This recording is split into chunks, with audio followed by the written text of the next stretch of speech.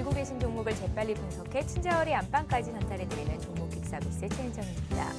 1월의 마지막 넷째 주 월요일이 시작이 됐습니다. 이번 주는 살펴봐야 할 변수들이 참 많은 것 같습니다. 일단은 오늘이죠. 오바마 대통령 2기 취임식이 예정이 되어 있고요. 내일은 일본에서 통화정책 회의를 엽니다.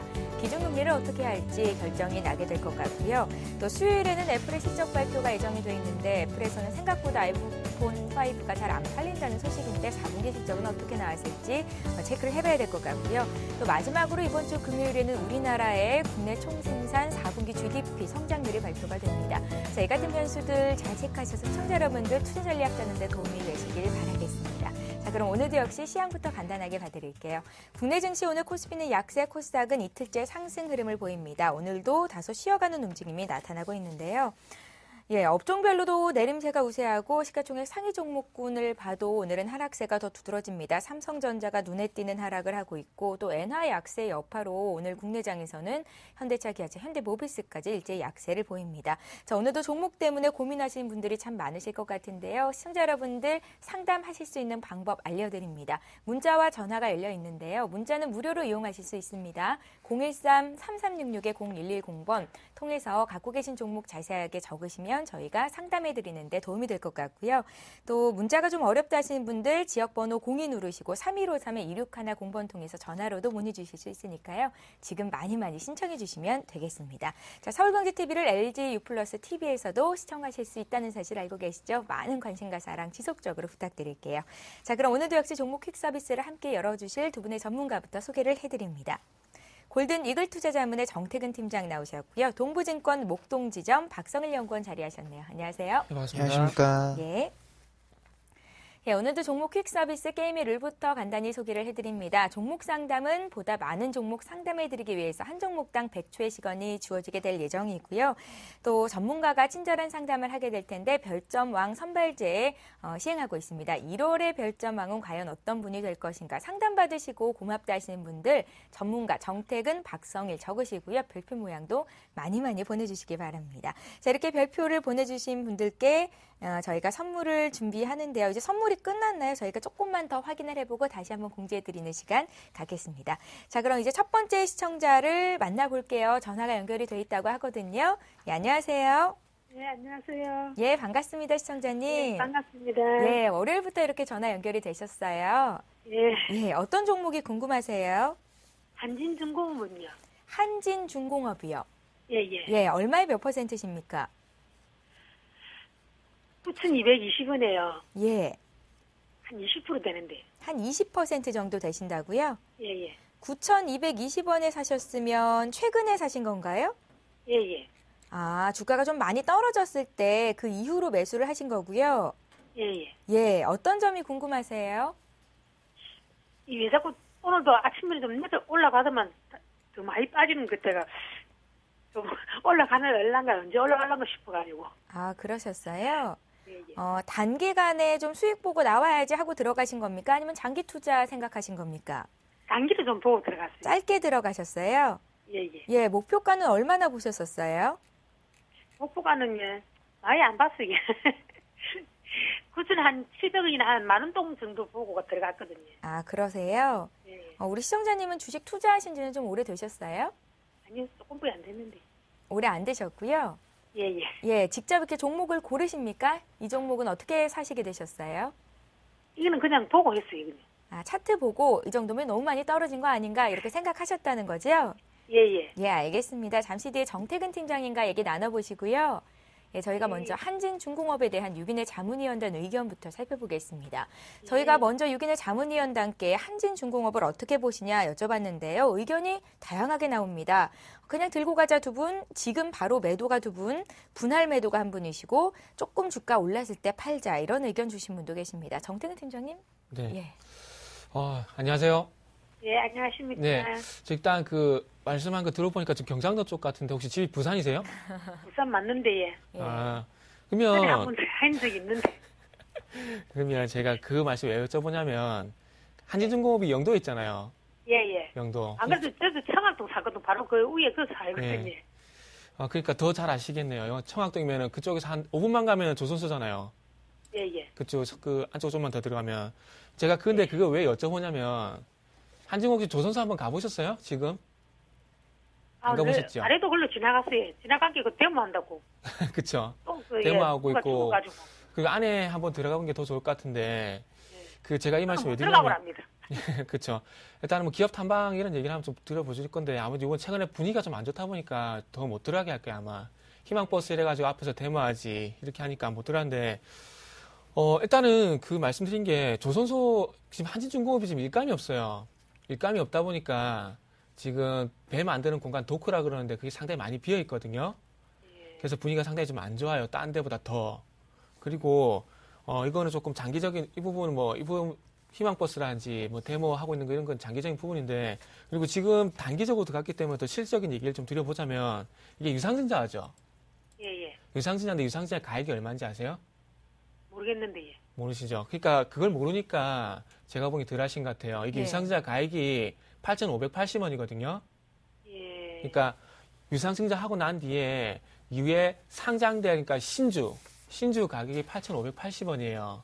근데 지금 가격만 비교하더라도 8,980원이죠.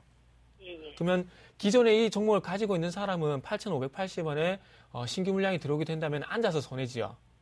예. 그러면 주가가 더 빠질까요? 지금에서 올라갈까요? 빠지겠네. 그렇죠. 그러면 지금 잘못 들어간 거 맞죠? 예. 그래서 많이 빠졌기 때문에 충분히 들어갈 수 있는데 한 가지 실수하신 게 유상증자 가액을 몰랐기 때문에 제가 보기 좀 덥석 들어가신 것 같아요. 그래서 일단 제가 보기 그런 연유 때문에 9,220원 이 정도 가격이 8,980원인데 제가 보기 일단 매도를 하셨다가 적어도 유상증자 가액 전후로 상당히 가까워졌을 때 다시 들어가 보시는 게 제가 보기엔 나을 것 같은데 어떻게 생각하세요? 예. 그렇게 그쵸. 하기. 예, 그렇죠. 그래서 오늘 만약에 지금 자리에서 더 빠지게 된다면은 앉아서 손해잖아요. 예. 그러니까 앉아서 이렇게 손해 보시지 마시고 일단 매도. 아침에 조금 올라가더니 또. 예. 내 산 거보다 더 예. 올라가기에 또 기대하고 지금 아침에 조금 저도 봤는데 좀 반등을 줬는데 지금 어쨌든 지금은 빠지고 있지 않습니까? 예. 그래서 혹시 더 빠질 수도 있으니까 이제 가만 놔뒀다 더 손해 보시지 마시고 차라리 매도를 하셨다가 유상증자 가액 전후까지 더 빠졌을 때 제가 보기엔 한 8,700원, 600원 정도 빠질 것 같거든요. 차라리 그쪽에서 덜 빠질 때 제가 보기엔 덜 가신 게 더 낫지 않겠는 생각이 드네요. 예. 정동현 팀장님. 네. 지금 이제 유증가액 전후로 더 빠질 때 다시 사라는 말씀을 주셨는데 네. 유상증자를 했던 이유가 있지 않습니까? 네. 자금 조달을 위해서 했던 거고 이번에 유상증자 물량을 좀 보니까요. 시가총액의 40%가 넘는 양이던데요. 사도 됩니까? 사면 오를까요? 일단 뭐 단기적으로 보고 들어간다면 예. 그러니까 그 제가 드린 말씀은 장기적으로 봤을 때 제가 안 좋은 말씀 드렸잖아요. 예. 근데 그게 아니라 이분 단기적으로 접근을 하셨기 때문에 굳이 단기적으로 다시 한번 접근을 해보고 싶다면은 예. 유상증자 가액 전후에 갔을 때 사는 게 더 낫다는 말씀이죠. 예, 알겠습니다. 시청자님. 예. 예, 굳이 지금 들고 계시다가 주가 더 빠질 때 아쉬워하지 마시고요. 일단은 매도했다가 한 8,600-700원 났을 때 그때 다시 사시는 게 좋겠습니다. 예. 감사합니다. 저희가 다음 주에 다시 한번 전화 드릴게요. 예. 수고하세요. 예, 고맙습니다. 한진중공업부터 봐드렸고요. 오늘도 문자 굉장히 많이 들어옵니다. 순서대로 하나하나 볼게요. DID부터 시작을 합니다. DID를 5,400원에 20% 사셨습니다. 5450님께서 주셨는데요. 박선영 의원님. 예, DID는 사실 그렇게 나쁜 주식은 아닙니다. 최근에 이제 싸이 관련 테마 아무래도 DI가 2대 주주기 때문에 이쪽으로 묶여서 상승을 하고 있는데요. 20일 이제 대통령 취임식에 싸이가 초청을 받았다는 이유로 이제 DI와 DID가 모두 급등을 하고 있는데 사실은 지금이 이제 매도 기회다라고 보시는 게 약간 좋을 수밖에 없는 게 DID의 기본적인 펀더멘털을 조금 보면 1년에 한 매출 5천억 정도 했죠. 근데 2012년 상당히 잘했습니다. 2012년 지금 보시면 꾸준히 흑자를 기록을 하면서 영업이익 한 100억 정도 가능할 거다라고 보고 있고요. 매출도 한 6천억 정도. 근데 현재 시가총액이 이제 952억이기 때문에 그냥 적정한 수준 정도에 와 있다라고 보시면 좋을 것 같고요. 기업 내용을 조금 본다고 하면 아무래도 태블릿 PC 그리고 기존의 모니터나 TV 관련 BLU를 생산하는 업체인데 최근에 이제 OLED나 AM OLED 그리고 LED TV가 나왔기 때문에 BLU 매출을 조금씩 줄어들 수밖에 없는 구조인데 다행히도 DID가 주력으로 하고 있는 거는 이제 모니터랑 기존에 좀 작았던 중소형 BLU를 주력으로 하고 있기 때문에 매출과 실적 성장세가 상당히 좋았습니다. 그리고 주 매출처가 삼성전자다 보니까 흔들림 없는 주가 상승을 기록을 했는데요. 최근에 이제 삼성전자가 많이 약세로 돌아섰죠. 이유를 찾아본다고 하면 아무래도 1분기 신제품 출시가 없기 때문에 이에 따른 매도 물량이 좀 출회가 되고 있고 많이 오른 것도 조금 이유가 될 수 있겠고요. 환율이 좀 빠진 것도 이유가 될 수 있을 텐데 중장기적으로 본다고 하면 이런 영향들이 부품 업체로 전가가 될 수 있습니다. 그렇기 때문에 IT 관련 부품 주주는 1분기에 많이 어떤 이유로든 오른다고 하면 과감하게 수익을 조금 실현을 하시고 포트를 재편하는 게 좋겠다라고 말씀드리겠고요. 단기적으로 봤을 때는 아직까지도 20일까지 시간이 조금 남았기 때문에 매도 기회가 있다라고 보고 있습니다. 그렇기 때문에 직전 고점 매물대가 6,000원대에 아주 많이 형성이 되어 있죠. 6,000원까지 가져가면 본인도 이 가격에 물릴 수 있기 때문에 5,700원 넘어선다고 하면 과감하게 작은 수익에 만족하시고 빠져나오는 전략 말씀 한번 드리겠습니다. 예. 알겠습니다. DID 받으려고요. 이번에는 전화를 통해서 이 종목 봐달라고 문의를 하신 종목입니다. 삼성전자예요. 삼성전자가 오늘장에서 1.6%나 급락이 나오는데요. 지금 거래는 114만 5천 원대고요. 이분께서 사신 가격이 143만 5천 원이시네요. 20% 물량을 들어가셨는데요. 이분의 질문 다시 한번 좀 살펴보겠습니다. 매도 시점이 알고 싶다고 하시네요. 예, 삼성전자예요. 네. 조금 막연한 얘기가 될지 모르겠지만 삼성전자를 매도할 때가 언제냐면은 스마트폰이 더 이상 예전에 반도체가 그랬듯이요. 스마트폰이 더 이상 실적을 개선시키는 요인으로 작용하지 못하고 더 이상 어떤 신규 모멘텀이 없을 때가 맞을 것 같습니다. 좀 막연하죠. 그래서 저희 말씀 왜 드리냐면 지금 삼성전자가 빠진 이유가 과연 작년 4분기 실적이 안 좋아서 빠질까요? 그게 아니라는 겁니다. 뭐 때문에 빠지냐면, 자, 시장, 봐보세요. 코스피 시장에서 코스피 시장을 움직이는 주체가 누굽니까? 외국인이죠. 그러면은 외국인의 시장의 리스크가 커지면 어떤 종목부터 팔겠습니까? 당연히 시가총액 대형주들 팔겠죠. 삼성전자, 현대차, 포스코, 현대중공업 이거 팔겠죠. 답은 지금 현재 제가 말씀드린 과정 속에서 나왔다는 겁니다. 지금 155만 원까지 갔던 주가가 145만 원까지 빠진 이유는 그 부분에 보시면 될 것 같아요. 최근 와서 부채 상환 한도에 대한 얘기가 나오고 있고요. 그리고 일본 엔화 약세에 대한 부분들이 부각이 되다 보니까 우리나라 어떤 경제 여건이 좀 안 좋겠네. 그렇다 보면은 리스크 관리가 좀 필요하지 않겠나. 그렇다면 주식을 팔아야 돼. 그럼 어느 걸 팔아야 될까요? 삼성전자 이런 종목들을 팔겠죠. 그래서 이거를 목표가를 정하고 그리고 뭐 손절가 정한다는 게 그게 큰 의미가 있을까 좀 생각이 듭니다. 예. 자, 그래서 굳이 한번 제시를 해보자면은 기술적으로 한번 제시를 한번 해보자면은 일단 목표가보다는 손절가 좀 제시를 하도록 할게요. 자, 140만 원 돌파가 기존에 한번 이때죠. 오늘 5월 달에 한번 장을 받고 나서 요날 작년 12월 달에 돌파하고 난 뒤 지지받고 올라갔거든요. 그렇다면 요거는 일단 140만 원까지는 일단은 기술적으로는 좀 보는 게 낫지 않겠나 생각을 하고 있습니다. 그래서 손절가만 140만 원 좀 제시를 하도록 할게요. 예, 알겠습니다. 이번에 문자로 들어온 종목 중에서요. KTS 봐드릴게요. 3,580원에 15% 목표가와 앞으로의 전망 알고 싶다고 0094님께서 주셨습니다. 예, KTS를 3,580원에 사셨다고 하면 최근에 샀다라고밖에 판단이 되지 않는데요. 예. KTS 같은 경우는 이제 KT가 1대 주주죠. 그렇기 때문에 안정적으로 통신, 부가 산업을 조금 영위를 하고 있습니다. 매년 매출이나 영업이익을 좀 보신다고 하면 매출 같은 경우는 이제 4천억대 근방에서 꾸준히 좀 나와주고 있고요. 3,700억, 800억 이 정도 나와주고 있고 영업이익도 한 200억 정도 안정적으로 나오고 있는데 중기적으로 봤을 때도 뭐 114나 인력 파견 그리고 부가 서비스를 제공하고 있는 KTS의 영업이익이나 실적이 크게 꺾일 일은 없습니다. 그리고 최근에 아무래도 유무선 통신 사업이 크게 수익을 내지 못하고 있기 때문에 KT 자체도 여러 가지 사업 모델을 마련을 하고 있고 KTS도 그중에 일환으로 충분히 수혜를 볼 수 있다고 판단이 되고 있습니다. 지금 시가총액 한 1,200억 정도 하고 있는데요. 그렇기 때문에 비싸지 않은 펀더멘털이다라는 판단이 조금 들고 있는데 아무래도 중기적으로 봤을 때는 올라갈 가능성이 높다. 중장기적으로 봤을 때는 분명히 올라갈 가능성이 있는데 단기적으로 봤을 때는 바닥 대비해서 너무 많이 올랐죠. 그리고 자사주 매입 구간도 조금 있었고 지금 현재는 본인들이 보유하고 있는 주식들을 좀 매도하는 기간이기도 하기 하기 때문에 일단 중장기적으로는 긍정적이지만 단기적으로 봤을 때는 조금 고생을 하실 수도 있다라고 말씀드리겠습니다. 그렇기 때문에 3,400원 정도에서 지지를 받지 못한다고 하면 일단은 차익 매물이 조금 심하게 나올 수도 있으니까 빠져나왔다가 다시 한번 들어가시는 전략 말씀을 드릴 수 있을 것 같고요. 중기적으로 봤을 때 5,000원까지 가능한데 KT 관련주들의 대부분의 문제점이라고 하면 성장성은 크게 부각이 될 수가 없죠. 워낙 싸기 때문에 밸류에이션 측면에서 밀어붙인 건 그렇다라고 이해할 수 있지만 여기서 PR 10배까지 가는 데는 상당히 오랜 시간이 걸릴 수 있기 때문에 지금 제가 봤을 때는 매매하기 그렇게 좋은 종목은 아니다라고 말씀드리겠습니다. 그래서 큰 손실 없다고 하시면 과감하게 빠져나오셔서 조금 더 매력도가 있는 종목에 접근해 보시는 게 좋겠다라고 말씀드리겠습니다. 예, 박성희 연구원님 하실 말씀을 잘 들어보면 KTS를 지금 뭐 매매할 필요가 있겠냐라는 의견이신 것 같거든요. 매수가가 지금 거래되고 있는 가격과 큰 차이가 없기 때문에 조금만 더 고민을 해보셔야 될 것 같습니다. KTS 봐드렸고요. 이번에 매수문인데요. 이분 역시 전화를 통해서 물어보셨습니다. 매일 유업을 지금 사도 괜찮겠습니까? 라고요. 네. 예. 지금 시점만 보면 뭐 사는 건 좀 맞지가 않습니다. 이건 차트 보면서 제가 좀 설명을 드릴게요. 일단 매일 유업 차트를 보고 말씀드릴 게 아니라 제가 CTC 바이오라는 종목을 좀 보면서 말씀드릴게요. 자, CTC 바이오 차트를 좀 당겨볼 건데, 자, 이 종목을 왜 보냐면, 자, 요 정도만 당겨보면은, 제가 드리고 말씀이, 자, 전고점보다 낮아지고 있죠. 낮아지고 난 뒤에 어떻게 됐습니까? 전고점까지 못 올라오게 되니까 그냥 힘이 빠지면서 다시 한번 하락 좀 밀려버리죠.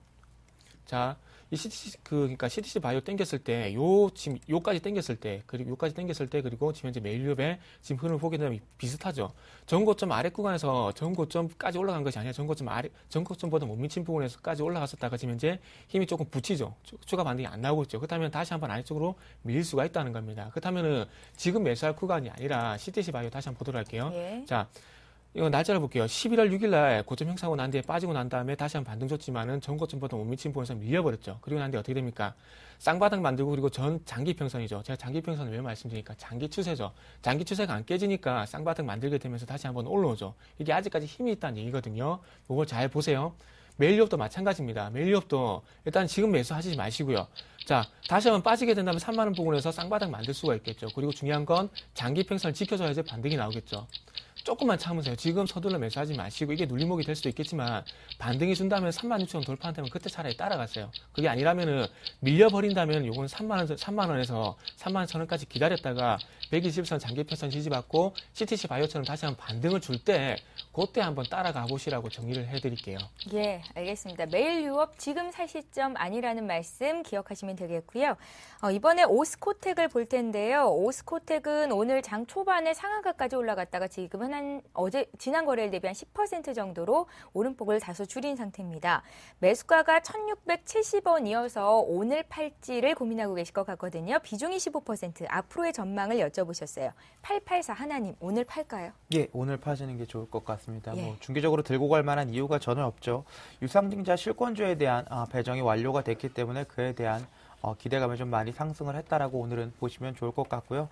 상한가를 들어간 이후 이제 차익 물량이 나오고 있습니다. 유증을 했기 때문에 기업이 어렵다는 건 분명한 사실이고요. 2월달 그리고 3월달을 거치면서 실적 발표 이후에 이제 감사 의견에 대한 얘기들이 나올 텐데 코스닥 종목 중에서 이제 시가총액 1,000억 원 미만 그리고 기관이나 외국인 지분이 없고 적자인 기업들 같은 경우는 감사 의견 거절이 나올 수 있습니다. 예. 그렇기 때문에 코스닥은 3월달까지는 크게 접근하시지 않고 비중 중에 조금만 잠깐 들어갔다 나오는 식으로 트레이딩 하시는 게 맞겠다라고 말씀드리겠고요. 오스코텍 같은 경우는 안정적으로 영위하고 있는 사업이 아직까지는 없죠. 뼈 전문 공학 사업을 하고 있긴 하지만 최근에는 신약 개발에 집중을 하기 시작을 하면서 비용이 많이 들어가는 구간입니다. 이렇게 비용이 많이 들어가서 나중에 비용 대비해서 훌륭한 성과가 나온다고 하면 투자할 만하겠지만 당연히 이쪽 사업에 대해서 그렇게 잘 알지는 못할 거라고 제가 판단이 되고 있기 때문에 이런 종목들을 너무 오래 가지고 계시는 건 굉장한 리스크가 있다라고 말씀드릴 수 있을 것 같고요. 유상증자 전에 한번 크게 빠졌다가 유증 완료하고 올라올 때마다 기술적으로 매매하시는 전략은 코스닥 종목 대부분에 굉장히 잘 적용이 될 수 있는 전략이기 때문에 그런 이유를 좀 들어서 일단은 지금 상황에서는 과감하게 매도하시고 지금 1,890원 정도 하는데 그냥 여기서 매도하시면 될 것 같습니다. 예. 과감히 매도하시고 다른 종목 한번 보시는 게 좋겠다라고 말씀드리겠습니다. 예, 주가가 이렇게 크게 뛰어오르는 날도 많지 않습니까? 오늘장 매도가 좋지 않겠느냐는 오스코텍에 대한 박성희 연구원님의 의견이셨고요. 이번에 최근 들어서 이제 전기료 인상 기대감으로 계속 올랐던 한국전력 봐드릴 텐데요. 사신 가격이 27,000원입니다. 제가 계산을 해보니까 한 25% 정도 수익권 내에 계신 분이신데요. 이분께서 문의를 주셨습니다. 오랜만에 문자 보냅니다 하시면서 27,000원에 30%인데요. 언제쯤 수익 실현하면 좋겠습니까? 11월 달에 사셨다고요? 네. 예. 참 고점 신호가 어떻게 나올지 저도 고민이 되네요. 예. 가장 중요한 게 고점 신호가 어떻게 나올지가 가장 중요할 것 같은데 이건 유사한 종목을 한번 찾아보고 그걸 한번 예를 들 수밖에 없어요. 자, 기관지시면 이제 기관 매수가 상당히 좀 강하게 들어오고 있는데 물론 경기 요금 인상에 대한 부분들 그건 좀 핑계겠죠. 매수를 예. 하기 위한 핑계겠죠. 그리고 지금 이제 시장이 좋지가 않죠. 만약에 시장이 좋다면 기관들이 굳이 한국전력을 매수할 이유가 없다는 겁니다. 이 두 가지만 좀 이해를 하시고 예. 그러면 차트 좀 보면서 말씀드릴게요. 제가 고점에 대한 고민을 좀 말씀드렸는데 요거는 LG 디스플레이 예를 좀 들 수밖에 없을 것 같아요. 자, LG 디스플레이 왜 예를 들냐면 잘 보세요. 이것도 작년 3분기였죠. 작년 3분기도 실적 얘기 나오면서 상당히 강하게 갔었죠. 그리고 난 다음에 상당히 보게 되면 10월 달부터 가파르게 올라갔는데 가파르게 올라가고 난 뒤에 실적 모멘텀 소진하고 나니까 어떻게 돼요? 상당히 우리가 잘 알고 있는 어떤 패턴입니까? 쌍봉 만들면서 그러니까 36,000원 부분에서 어떻게 보면 세 번의 장을 받은 거죠. 여기서 일단은 쌍봉 나왔고요. 그리고 여기서 한 번 더 반등 시도가 났지만은 반등이 여의치가 않고 미끌려 버렸다는 겁니다. 그리고 중요한 것은 5일선과 20일선이 대립크로스 나면서 음봉 출현했죠.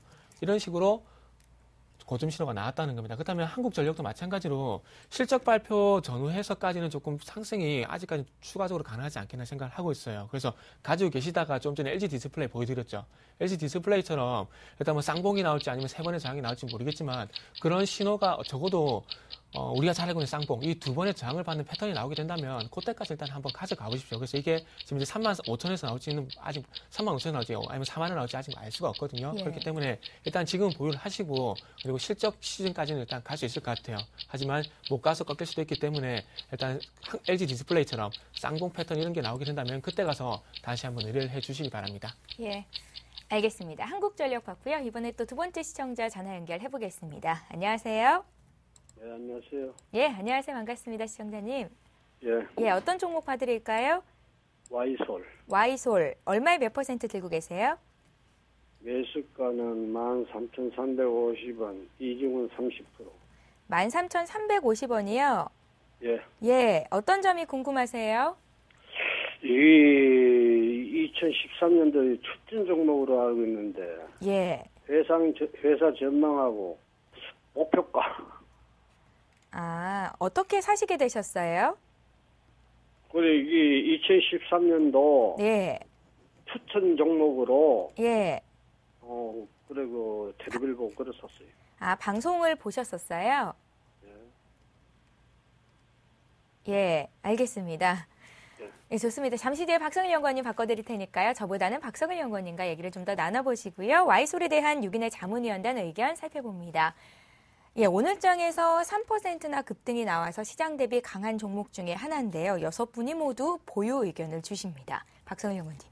예, 와이솔 같은 종목들은 사실 팔라고 말씀드리기 상당히 어렵습니다. 이유는요? 사실은 바닥에서 봤을 때 많이 올랐음에도 불구하고 SAW 필터라고 하는 휴대폰에 들어가는 거의 독점적인 기술을 우리나라에서 보유하고 있는 필터 전문 업체이기 때문에 예. 그리고 이런 필터 전문 업체의 영업이익과 매출액이 조금씩이지만 꾸준히 늘어가고 있죠. 물론 매출 1,200억, 1,300억 그렇게 큰 기업은 아니다라고 볼 수 있는데 영업이익 120억, 130억 매년 꾸준히 성장을 하고 있습니다. 보시면 유보율도 항상 증가를 하고 있고 부채 비율도 그렇게 높지 않은 상황. 그리고 삼성전자가 이제 5월달, 6월달이 되면서 갤럭시 S4를 출시한다고 하면 휴대폰 관련 매출이 급증할 텐데 이에 따른 수혜까지 볼 수 있기 때문에 그리고 최근에 코스닥 시장이 많이 하락을 해서 와이솔도 좀 조정을 받았기 때문에 팔지는 않는 게 좋겠다라는 의견을 당연히 내려드릴 수가 있을 것 같고요. 예. 근데 문제라고 한다면 와이솔 생각보다 주식이 조금 무겁죠. 주식마다 무거운 주식, 가벼운 주식들이 조금 있는데 와이솔은 생각보다는 조금 무거운 주식이고 변동성이 큰 주식입니다. 이렇게 크게 놓고 봤을 때는 그 종가와 고가가 상당히 등락폭이 크다는 걸 보실 수가 있고요. 단기적으로 봤을 때는 그렇기 때문에 이제 매물대가 이 구간대에 많이 형성이 되어 있습니다. 15,000원 넘어가게 되면 매물대가 상당히 많아서 주가가 무거워지죠. 그렇기 때문에 단기적으로 봤을 때는 14,500원에서 15,000원 사이까지 직전 고점까지 올라간다고 하면 과감하게 매도하시는 게 좋을 것 같고요. 그 시기를 봤을 때를 생각을 하면 저는 4, 5월 달 전에 한 번쯤 기회가 올 거다라고 생각을 하고 있는데 지금 전반적으로 코스닥과 코스피 시장을 보면 삼성전자는 빠지고 있는데 갤럭시 S4 관련 종목들은 조금 오르고 있죠. 예를 들어서 뭐 인프라웨어나 이런 이런 걸 쳐본다고 하면 전자가 빠지기 때문에 당연히 IT 부품 쪽은 안 좋았어야 되는데 인프라웨어를 비롯한 파트론 그리고 나노스, 옵트론텍 같은 종목들은 꾸준한 상승 추세를 유지를 하고 있죠. 물론 단기적으로 조정을 좀 받고 있긴 하지만 지금 현재 추세는 크게 꺾이지 않은 상황입니다. 그렇기 때문에 실적도 상당히 좋죠. 작년에 삼성전자 좋았는데 이런 종목들 실적이 안 좋을 수 없기 때문에 상반기 중에 코스닥에 한번 기회가 올 거다라고 보고 있기 때문에 와이솔은 그 정도 가격에서 한번 매도를 하시는 게 좋을 것 같고 이제 어느 정도 그 휴대폰 관련 부품들의 성장세는 멈출 때가 됐습니다. 그렇기 때문에 기회를 한번 잘 보셔서 들어가신 이후부터는 이제 성장주가 아닌 박스권 대형주로서 판단을 하시면서 매매하시는 게 좋겠다라고 말씀드리겠고요. 제가 이제 와이솔 같은 경우에는 손절 라인을 조금 정해드려야 될 텐데 아무래도 3월달 코스닥이 좀 흔들릴 수 있는 회계 감사 기간이기 때문에 직전 저점이었던 12,500원 좀 짧게 제시를 해드리겠습니다. 예, 시청자님. 예. 목표가가 14,500원에서 15,000원대가 나왔습니다. 예. 손절가는 12,500원 메모를 해두시고요. 대응 짜보십시오. 고맙습니다. 예, 고마워요. 예, 와이솔까지 봐드렸습니다. 다음 주에 다시 한번 전화 연결할 거고요. 자, 이제 또 들어온 문자 종목들 해결을 해드려야겠죠. 전화를 통해서 이 종목 봐달라고요. 슈프리마가 들어와 있습니다. 19,000원에 30% 매수가까지 올 수 있겠습니까? 네, 일단 그 결론부터 말씀드리면 이 그 종목 장기 추세를 좀 안 깨야 됩니다. 장기 추세를 일단 안 깨야 돼요. 왜 그렇게 말씀을 드리냐면 그 차트 좀 보면서 말씀드릴게요. 자, 장기 추세 항상 중요하게 말씀드리는데 그 NH라는 종목을 저희 볼 겁니다. NH라는 종목을 볼 건데 자, NHN 같은 경우에 그 제가 왜 비교를 해드리냐면 이게 240에서 지켜주면서 장기적으로 계속 올라왔었거든요. 잠시만 이게 좀 인터넷이 좀 조금 느리네요. 자, 보시면 아시겠지만 자, 잘 보세요. 240선 회복하고 난 뒤에 지켜주니까 다시 반등 나오죠. 그리고 다시 한번 조정 크게 받지만은 장기평선, 장기 추세 지켜주니까 올라가죠. 근데 어떻게 됩니까? 최근 와서 깨져버렸죠. 이거 분명히 제가 장담하는데 25만원 저항받고 다시 한번 밀릴 겁니다. 장기 추세가 깨졌거든요. 그래서 자, NHN도 보시면은 구간별로 볼게요. 자, 요 구간, 그리고 요 구간, 그리고 요 구간 이렇게 보셔야 될 것 같은데 일단 여기까지만 보시면 될 것 같아요. 장기 추세가 그만큼 중요하다는 겁니다. 단기 추세는 말 그대로 그 짧은 흐름이기 때문에 언제든지 빠져나올 수 있어요. 근데 중요한 건 큰 흐름이 우상이 돼야지 그 단기 파동 속에서 분명히 매매가 가능하다는 거예요. 근데 NHN 같은 경우 장기 추세를 지켜주다가 장기 추세를 이렇게 지켜줬기 때문에 반등이 크게 나왔거든요. 그리고 슈프리마 가지고 계신 종목 볼게요. 이것도 마찬가지로 자, 올해 241선 회복하고 난 뒤에 지금 현재 한 번도 깬 적이 없어요. 자, 잘 보세요. 요때 회복했죠. 재작년 11월 달에 241선 회복하고 난 다음에 장기 추세 지켜주니까 어디가 강한 반등 나오죠. 딴 게 없습니다. 슈프리마 같은 경우는 목표 그 매수가까지는 솔직히 잘 모르겠습니다. 중요한 건 일단 장기 평선까지 내려왔었다가 지금 이제 저점을 높였죠. 그렇기 때문에 이어서 N자인 반등이 나오게 되면서 올라가냐 못 가냐 그거에 따라서 판단하는 게 좀 맞을 것 같아요. 그래서 일단은 19,000원까지 일단 보시는 것보다는 아래쪽으로 봤을 때 일단은 16,500원 일단 16,500원이 깨지게 된다면은 일단은 매도를 하는 게 좀 맞을 것 같습니다. 그래서 예. 예, 그렇게 좀 말씀드릴게요. 알겠습니다. 슈프리마까지 봤습니다. 박성일 연구원, 정태근 팀장 별표 모양 계속 들어오고 있는데요. 박성일 연구원님께 884 하나님께서 별표를 한 10개 정도 보내주신 것 같고요. 정태근 팀장님께서는 앞서서 한국전력 봐주셨잖아요. 쌍봉 패턴 기억하겠습니다 하시면서 제가 좋아하는데 영광입니다 하시면서 또 별표 보내주셨습니다. 감사합니다. 이번에 또 봐드릴 종목은 투비소프트인데요. 투비소프트를 7,650원에 사셨고요. 비중은 10%십니다. 추가 매수하면 언제쯤 팔 수 있을까요? 라고 문의를 주셨어요. 5247님께서. 예, 언제쯤 팔 수 있을지는 사실 저도 장담을 드릴 수가 없고요. 팔 수 있을 것 같다라는 말씀은 드리겠습니다. 팔 수는 있다. 예, 추가로 매수하시는 구간은 뭐 지금 구간대 나쁘지 않다라고 판단을 하고 있는데 투비소프트 같은 경우는 그냥 이름 그대로 소프트웨어 업체죠. 기업용 소프트웨어에서 이제 인사나 재무, 회계 쪽 관련된 프로그램들을 만들고 있고 주력으로 하면 이제 아무래도 CRM 관련, 고객 관련 데이터베이스를 구축하고 이런 것들을 컨설팅하는 업체입니다. 투비소프트 같은 경우는 1년에 한 20억 정도 영업이익을 찍는데 매출 한 200억 정도, 시가총액 200억이니까 지금 가격이 적정하다라고 볼 수 있죠. 최근에 이제 주가가 한 차례 올랐던 것들은 대부분 다 M&A 관련 이슈가 조금 생기기 시작을 하면서 아무래도 M&A 시장에 좀 나와서 누군가가 사갈 수가 있다라는 기대감이 조금 많이 작용이 됐고요.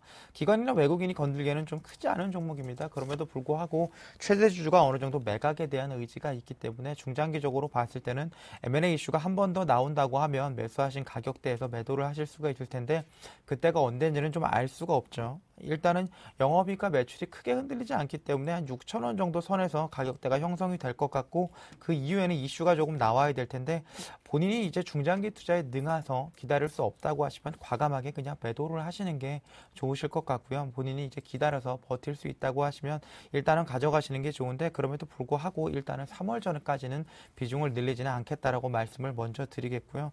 지금 보면 바닥권을 다지고 있는 구간인데 생각보다 이제 장대 음봉이 조금 많죠. 아무래도 거래가 없기 때문이다라고 판단이 되고 있는데 이렇게 고점에서부터 물린 매물들의 물량 소화가 끝난 구간을 조금 잘 보고 들어가셔야 되는데 개인적으로는 5,100원에서 5,000원 사이에서 매수하시면 큰 하락은 없을 거다라고 말씀드리겠습니다. 예, 지금 자리도 나쁘지는 않지만 조금 더 밑에서 추가 매수를 해보자라는 박성일 연구원님 의견이었고요.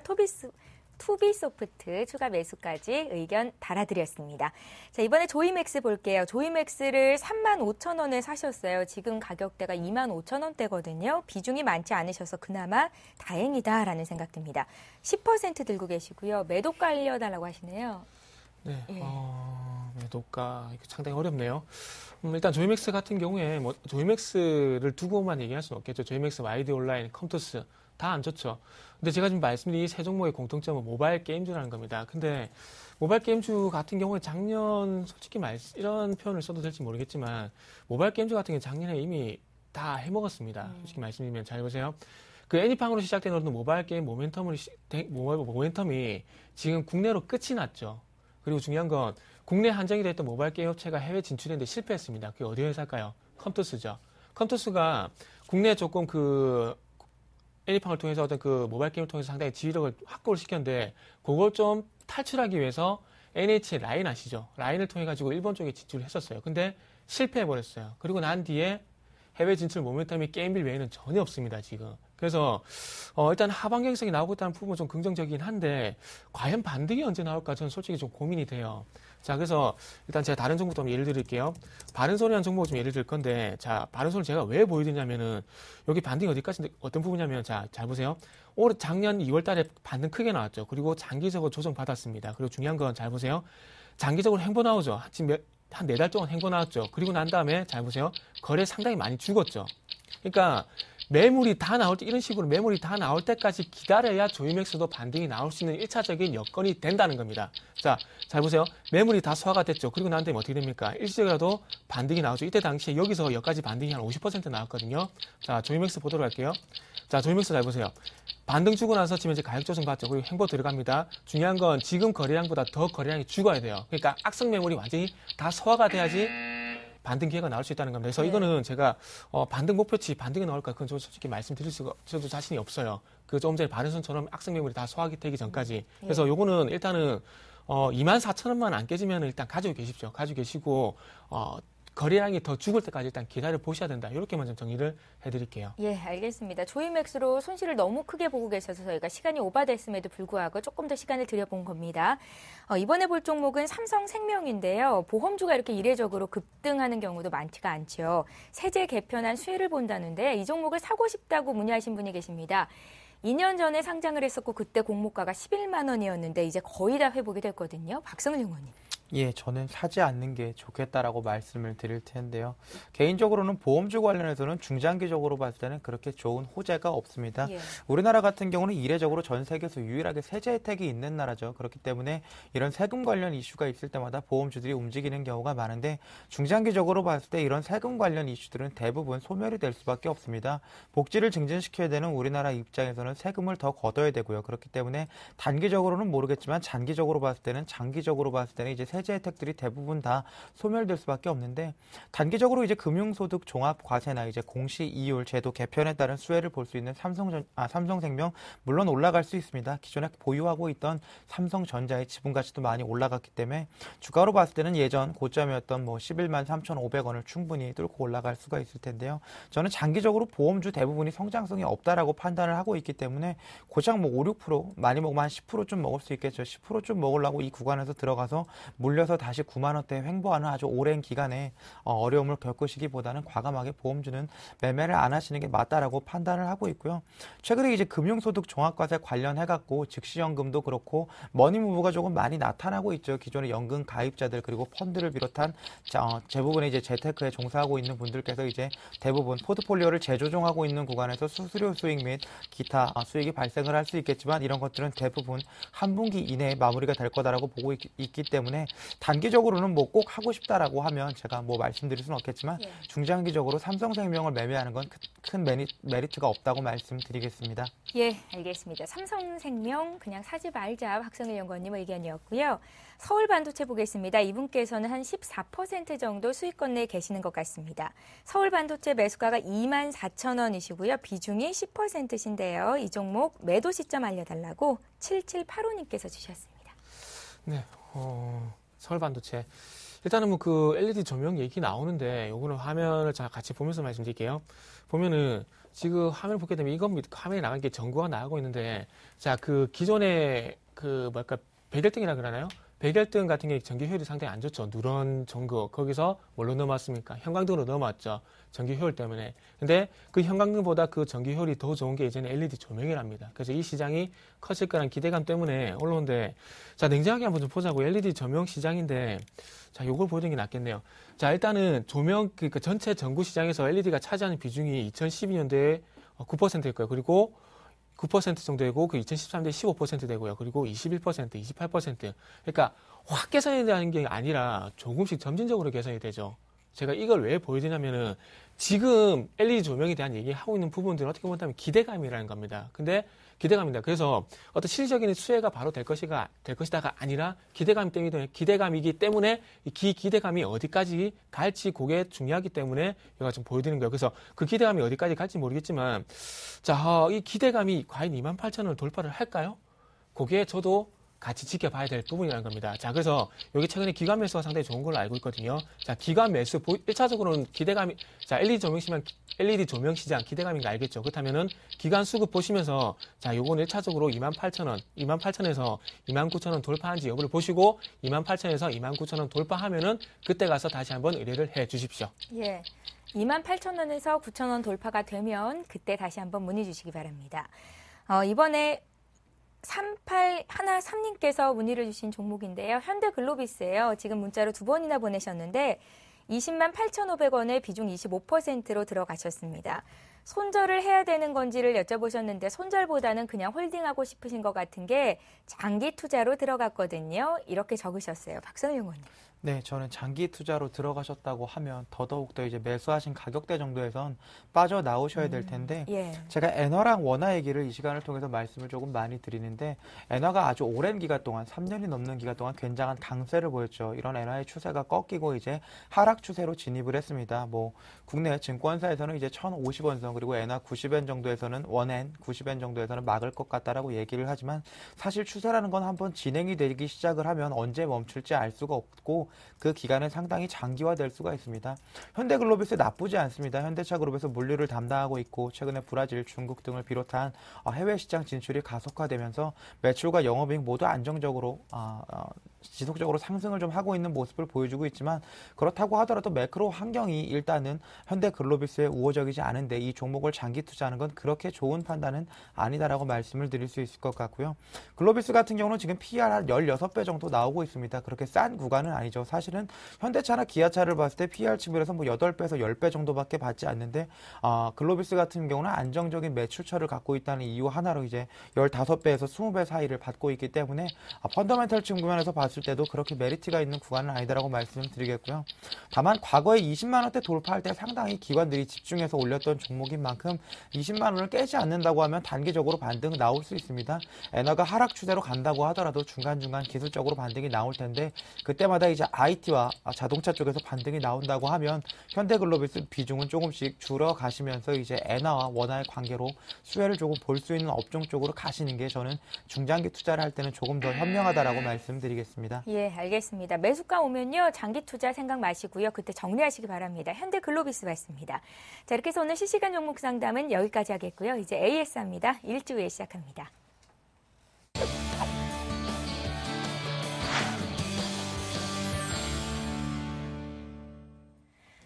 예, 지난주에 정태근 팀장께서 상담해 주셨던 종목부터 살펴볼까요? 종목은 화면 통해서 나가고 있습니다. 멜파스였는데요. 멜파스를 26,000원대 30%를 사셨었고요. 질문이 장기전이 어렵겠냐였는데 정태근 팀장께서 그렇다. 당장 팔지는 말고 짧은 반등이 나올 때마다 매도해보자 이렇게 의견을 주셨었습니다. 시청자 연결해볼게요. 안녕하세요. 안녕하세요. 예, 안녕하세요, 시청자님. 예, 한 주간 잘 보내셨어요? 예, 감사합니다. 멜파스 어떻게 하셨어요? 예. 멜파스는 그때 너무 급하게 그냥 매도를 했고요. 아이고, 파셨습니까? 네네. 그때 그럼 손실폭이 한 30% 맞습니다. 정도 되지 않으세요? 예, 그렇게 됐습니다. 아, 예, 과감하게 결단을 하셨고요. 예. 그리고 나서 그럼 또 종목을 사셨어요? 예, 들어간 종목이 사바이오인이거든요. 차바이오엔이요. 예. 예, 얼마에 몇 %나 드실 거? 그거 한 20%에 1,400원에 들어갔습니다. 다시 한번 말씀하시겠어요? 20%에 1,400원에 들어갔어요. 1,400원에 20%요? 네. 아쉽게 또 빠져서 지금 10,000원대 네네. 거래가 됩니다. 예, 그렇습니다. 시청자님, 저희가 원래는 AS를 해드려야 되는 건데 당시에 손실이 너무 많으셨어서 차바이오에는 어떻게 하면 좋은지도 간단하게 좀 봐드릴게요. 예, 정태근 팀장님 바꿔드릴게요. 네, 안녕하세요. 예, 안녕하세요. 네, 반갑습니다. 그때 지난주에 참 그러고 나서 좀 안 좋은 결과가 생겨서 일단 네네. 조금 위로의 말씀 먼저 좀 드릴게요. 그때 제가 삼성전자 말씀드려서 납품 얘기 말씀드렸잖아요. 그러니까 그 방송 끝나고 나서도 찾아보니까 그 이유더라고요. 일단 멜파스 터치 패널 그 이유더라고요. 그래서 일단 어쨌든 뭐 갤럭시 S4의 그 패널이 어떤 업체가 인수할지 어떤 업체가 납품할지 모르겠지만 어쨌든 그런 부분들 때문에 일단 문제가 됐기 때문에 좀 빠져나온 게 맞기 때문에 제가 그렇게 말씀드렸다고 좀 이해를 좀 구할게요. 자, 그래서 차바이오엔 상당히 사신 가격대가 조금 아쉽네요. 이거는 지금 일단 제가 바이오 쪽은 솔직히 말씀드리면 제가 좀 약해요. 그래서 약해서 박성일 연구원님이라든지 혹시 이성규 팀장이 언제 나오시죠? 이성규 팀장이 목요일에 나오실 거예요, 아마. 혹시 메모하셨다가 목요일 나오신 이성규 팀장님 아시죠? 네네. 그분이 바이오 쪽 좀 잘 아시거든요. 그래서 바이오 쪽 자세한 내용 솔직하세요. 그쪽에 한번 여쭤보시는 게 어찌 보면 제한테 상담하는 것보다 나을 수도 있을 것 같아요. 그래서 그렇게 일단 그 자세한 내용은 그쪽에 여쭤보시고 일단 이거 기술적으로만 좀 말씀드릴게요. 이게 네네. 기술적으로 보면은 요게 지금 21선 지지받고 다시 한번 반등 시도를 하고 있는데 요게 지금 바로 치고 지금 차트 패턴만 보면 바로 치고 올라가기는 좀 힘들 거예요. 그래서 이게 가격대를 보게 된다면은 이게 한 10,000원 지금 사신 가격대에서 10,000원 전후에서 조금 부침이 좀 있을 것 같은데 요거는 제가 보긴 그래요. 11,000원만 올라타면은 가파르게 올라갈 거예요. 차트 패턴만 보면. 그래서 요건 아래쪽 손절가만 요건 일단 9,500원 좀 제시를 할게요. 9,500원을 지켜주면 일단 갖고 계시다가 11,000원이 돌파할 때 그때 가서 다시 한번 의뢰를 좀 해 주시겠어요? 예, 시청자님. 예. 저희가 이제 시간이 많지 않아서 여기서 상담을 마쳐야 될 것 같은데요. 일단은 9,500원 깨지 않는지 여부를 좀 보시고요. 목요일에 다시 한번 연락 주십시오. 그럼 제가 이성규 팀장이 꼭 연락해 드릴게요. 예, 감사합니다. 예, 고맙습니다. 네, 수고하십시오. 예, 이번에는요, 박성일 연구원님 지난 종목 확인합니다. 예, 지난번에 전화를 통해서 봐주셨던 종목은 현대위아였어요. 162,000원에 10%를 들고 계시다고 하셨었고요. 매수가 올까? 추가 매수 가능합니까? 이렇게 질문을 하셨었는데 박성일 연구원님께서는 매도를 해라. 그래도 한 16만 원까지는 오지 않을까라고 의견을 달아주셨던 종목입니다. 전화 연결해 볼게요. 안녕하세요. 여보세요. 예, 시청자님 더 사지 않으셨죠? 현대위아. 평균 단가가 많이 낮춰놨어요. 15만 5천 원. 15만 5천 원 비중은요? 20%. 아, 더 사셨군요. 예. 예, 알겠습니다. 잠시만요. 박성일 연구원님. 예, 위아 같은 경우는 뭐 더 사셨다고 하니까 제가 봤을 때는 엔화나 원화 약세가 조금 원화 강세가 조금 멈출 때 기술적 반등이 나올 수는 있는데 반드시 중요한 건 그냥 일단은 매수하신 가격까지만 오면 과감하게 매도하고 다른 종목 매수하시는 게 좋을 것 같습니다. 중기적으로 그렇게 좋은 종목이 아니다라는 말씀 드리겠습니다. 매수가까지는 온다는 말씀이시죠? 가능할 수도 있다는 얘기입니다. 예, 시청자님. 예. 장중에 제가 봤을 때는 15만 5천 원까지는 분명히 올 것 같습니다. 예. 그때 오면 반드시 매도하시고요. 현대위아 예. 말고 다른 종목으로 들어가시기 바랄게요. 예, 감사합니다. 예, 고맙습니다. 예. 예, 자 이렇게 해서 오늘 AS까지 진행해봤습니다.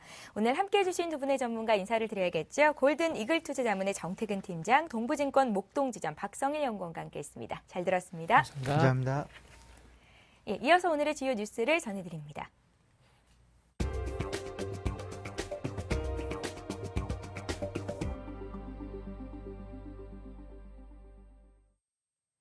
네, 이 시각 주요 뉴스입니다. 올해 들어 세계 곳곳에서 경기 회복을 알리는 신호들이 잇따르고 있습니다. 금융투자업계에 따르면 올 들어 발표된 주요국 경제지표 중 글로벌 경기와 밀접한 관련이 있는 60개 지표의 45%가 시장 예상치보다 양호한 것으로 나타났습니다. 중국의 경우 작년 4분기 국내 총생산이 전년 동기 대비 7.9% 증가해 2년 만에 반등에 성공했습니다. 미국도 지난주 신규 실업수당 청구 건수가 33만 5천 건으로 5년 만에 최저수준을 보였으며 지난달 주택 착공 건수도 4년 6개월 만에 최고치를 기록했습니다. 그러나 유로존의 경우 소비자 기대지수 등 투자 심리 지표는 시장 예상을 웃돌았지만 제조업 구매자 관리지수, 산업생산, 소매 판매 등의 지표는 예상치에 미치지 못해 다른 주요국에 비해 회복세가 약한 것으로 나타났습니다. 일본은행이 21일에서 22일 이틀 동안 금융정책 결정회의를 열어 추가 양적 완화 여부를 정합니다. 일본 정부와 중앙은행이 물가 상승률 목표를 2%로 끌어올리기로 합의했다고 요미우리 신문 등 일본 언론이 20일 전했습니다. 보도에 따르면 아소다로 재무상과 아마리 아킬 경제재정상은 지난 18일 시라카와 마사아키 일본은행 총재와 만나 정부와 중앙은행 간 정책협정 합의문을 확정했습니다. 일본은행은 정부가 요구한 2% 인플레이션 목표를 수용하고 이를 달성하기 위해 양적 완화 정책을 계속하기로 했습니다. 아베 정권은 규제 완화 등 성장 잠재력 강화 조치를 펴는 한편 중장기적으로 재정 건전화도 추진한다는 방침입니다. 일본은행이 금융 완화를 결정할 경우 2003년 5월 이후 9년 반 만에 2개월 연속 금융 완화를 시행하는 것입니다. 미국 정치권이 국가부채 한도 인상을 놓고 줄다리기를 거듭하고 있는 가운데 공화당이 하원에서 3개월간 한시적으로 부채 한도 증액을 승인하는 방안을 이번 주 표결 처리합니다. 이는 공화당이 그동안 부채 한도 협상을 재정 지출 삭감에 연기하겠다는 강경 입장에서 한 발 물러선 것입니다. 그러나 다음 달 말까지 예산안 처리와 관련한 타협안이 도출되지 않을 경우 3월 초로 미뤄놓은 재정 지출 일괄 삭감이 발효될 위험은 여전히 남아 있습니다.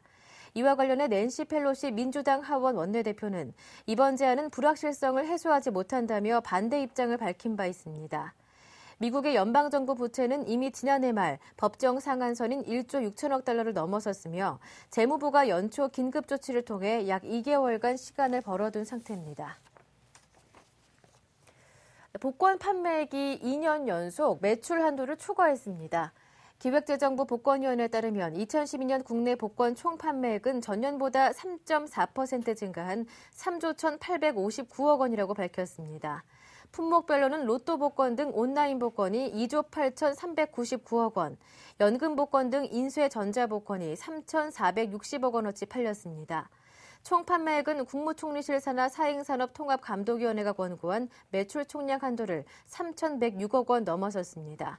정부는 올해 복권 판매 목표치를 지난해보다 3.2% 증가한 3조 2,879억 원으로 높였습니다.